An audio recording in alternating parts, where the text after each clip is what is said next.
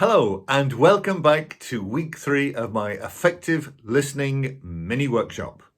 What business are you in? I'm sure you'll agree that knowing what business you're in is of fundamental importance when you're in business.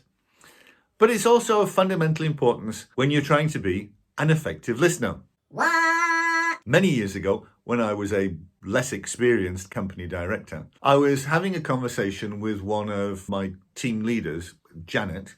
And during that conversation, she expressed her frustration with one of her teammates. Let's call him Duncan. And suffice it to say that Duncan wasn't exactly pulling his weight in the team. Afterwards, I had the opportunity of actually talking to Duncan.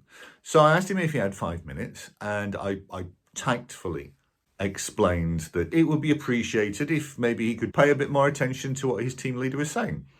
The following day, Janet stormed into my office, Wanting to know what on earth had been happening.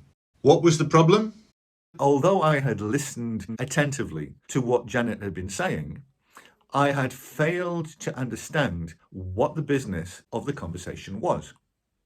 You see, Janet had simply been venting her frustration about one of her teammates, whereas I had misunderstood that venting as being a request for help.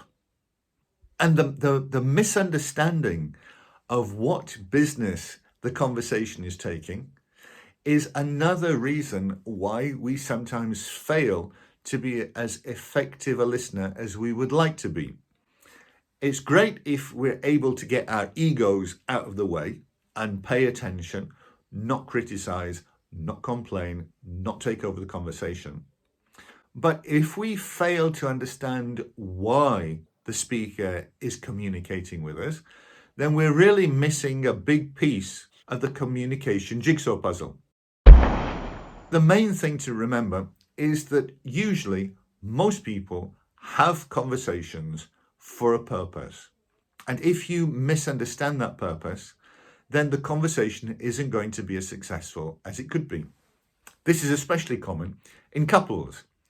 One of the partners will get home and want to simply vent, to release their frustration about something that's happened at work, some experience that they've had. And the other person thinks that they're asking for advice, or they're asking for help, or they want the other person to do something. Usually all that they want is to get things off their chest. All they're looking for is a bit of TLC, a bit of tender, loving care. And if it's not clear, it's perfectly okay to just ask. Many years later, Janet asked if she could come and see me about a very personal and delicate matter that she was facing.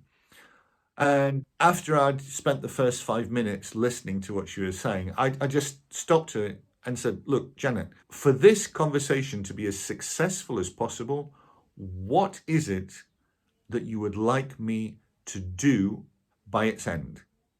And she explained to me what her purpose was, what it was that she was asking. And I was able to spend the rest of the conversation listening carefully so that I could help her achieve that objective. So, your effective listening challenge for week 3 is this.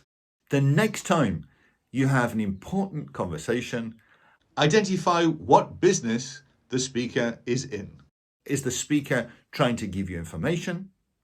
Is the speaker asking for help? Is the speaker just looking for a little bit of recognition and a bit of tender, loving care?